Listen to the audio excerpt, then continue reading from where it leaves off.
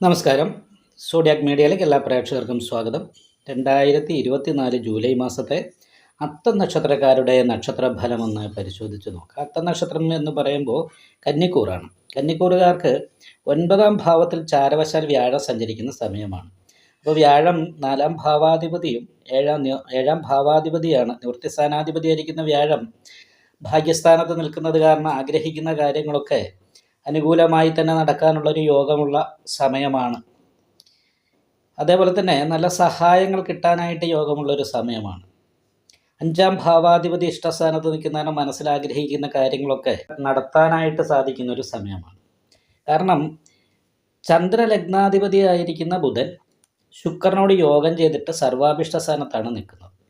16ാം തീയതി വരെയാണ് അവിടെ നിൽക്കുന്നത്. 16ാം തീയതി കഴിഞ്ഞാൽ ചിങ്ങൻ രാശിയിലേക്ക് വരും, അതായത് 12ാം ഭാവത്തിലേക്ക്. അപ്പോൾ അതിനുശേഷം ഒരു സ്ഥാനചലനം പോലെയുള്ള കാര്യങ്ങളോ പിന്നെ യാത്രയോ ഒക്കെ വരാനുള്ള സാധ്യതയുണ്ട്. തൊഴിലിൽ മാറ്റം വരിക, സ്ഥാനചലനം വരിക, യാത്രകൾ വേണ്ടി വരിക, ഇങ്ങനെയുള്ള കാര്യങ്ങൾക്ക് യോഗമാണ്. വീഴ്ച പോലെയുള്ള കാര്യങ്ങൾ സംഭവിക്കാതിരിക്കാൻ പ്രത്യേകം ശ്രദ്ധിക്കുന്നത് നല്ലതാണ്. അതുപോലെ 10ാം ഭാവത്തിൽ ആത്മപ്രഭാവകാരകനായിരിക്കുന്ന സൂര്യൻ നിൽക്കുന്നത് കാരണം തൊഴിലിൽ സ്ഥാനക്കയറ്റം പോലെയുള്ള കാര്യങ്ങൾക്ക് യോഗമുണ്ട്. തൊഴിലിൽ അനുകൂലമായിരിക്കുന്ന ഗുണഫലങ്ങൾ അനുഭവിക്കാനായിട്ട് സാധിക്കുന്നതാണ്.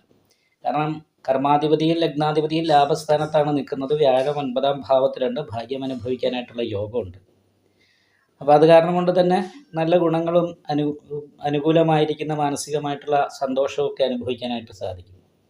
എങ്കിലും ലഗ്നത്തിൽ ഘടനകാരകനായിരിക്കുന്ന കേതു നിൽക്കുന്നത് കൊണ്ട് വിപരീത സ്വഭാവം എന്ന് വെച്ചാൽ സന്തോഷിക്കുമ്പോൾ പെട്ടെന്ന് ടെൻഷൻ ഉണ്ടാകുക, പെട്ടെന്ന് ദേഷ്യം വരിക, ഇടയ്ക്ക് തലവേദന ഉണ്ടാകുക, ഇങ്ങനെയുള്ള കാര്യങ്ങൾക്ക് യോഗമുണ്ട്. അതേപോലെ തന്നെ 7ാം ഭാവത്തിൽ രാഹു ബാധാസ്ഥാനത്ത് നിൽക്കുന്ന കാരണം എന്തിനിറങ്ങിയാലും അതിനൊരു തടസ്സം വരാനുള്ളൊരു സാധ്യത, അടിവയറ് സംബന്ധമായിട്ട് ഇടയ്ക്ക് എന്തെങ്കിലും രോഗാവസ്ഥ കാര്യങ്ങൾ വരിക, ഇങ്ങനെയുള്ള ചെറിയ തടസ്സങ്ങൾ ഉണ്ടാകാനുള്ള സാധ്യതയുണ്ട്. ദാമ്പത്യ സംബന്ധമായിട്ട് അനുകൂലമാണ്. ഭാര്യയിൽ നിന്ന് ഭാര്യ കുടുംബക്കാരിൽ നിന്നും അനുകൂലമായിരിക്കുന്ന ഭാഗ്യങ്ങളൊക്കെ അനുഭവിക്കാൻ സാധിക്കും. എന്നാൽ 7ൽ രാഹു നിൽക്കുന്ന കാരണം ഭാര്യയെ സംബന്ധിച്ച് ഇടയ്ക്ക് എന്തെങ്കിലും രോഗാവസ്ഥ കാര്യങ്ങൾ ഉണ്ടാകുകയോ ചെറിയ അഭിപ്രായ വ്യത്യാസങ്ങൾ പോലെയുള്ള കാര്യങ്ങൾ ഉണ്ടാകുകയോ ചെയ്യാനുള്ള സാധ്യതയും തള്ളിക്കളയാനാവില്ല. അത് കാരണം കൊണ്ട് നാഗപൂജ മുടങ്ങാതെ ചെയ്യണം. നവഗ്രഹ പൂജ ചെയ്യുന്ന ക്ഷേത്രത്തിൽ കേതുപൂജ ചെയ്യാനായിട്ട് ശ്രദ്ധിക്കണം. ഈ 2 ഗ്രഹങ്ങളാണ്, രാഹുകേതുക്കളാണ് ഇപ്പം അനസ്ഥാനത്ത് അപ്രിയമായിട്ടുള്ള രീതിയിൽ നിൽക്കുന്നത്. ബാക്കി ഗ്രഹങ്ങളൊക്കെ ഇഷ്ടസ്ഥാനത്താണ് നിൽക്കുന്നത്. എങ്കിൽ പോലും ദേവീ ക്ഷേത്രത്തിലും യഥാശക്തി വഴിപാട് ചെയ്യണം. കാരണം 7ാം ഭാവാധിപതിയായിരിക്കുന്ന വ്യാഴത്തോട് യോഗം ചെയ്തിട്ട് അഷ്ടമാധിപതിയായിരിക്കുന്ന ചൊവ്വയാണ് 9ാം ഭാവത്തിരിക്കുന്നത്. അപ്പോൾ അതിൻ്റേതായിരിക്കുന്ന ഗുണം കിട്ടുന്നതിന് വേണ്ടിയിട്ട് ദേവീ ക്ഷേത്രത്തിലും യഥാശക്തി വഴിപാട് ചെയ്യുക. നിങ്ങൾക്ക് ഈ വീഡിയോ ഇഷ്ടപ്പെട്ടാൽ ലൈക്ക് ചെയ്യുക, നിങ്ങളുടെ അഭിപ്രായങ്ങൾ കമൻറ്റ് ചെയ്യാം. ജ്യോതിഷവുമായി ബന്ധപ്പെട്ട കൂടുതൽ കാര്യങ്ങൾ അറിയാൻ ഈ ചാനൽ സബ്സ്ക്രൈബ് ചെയ്യുക.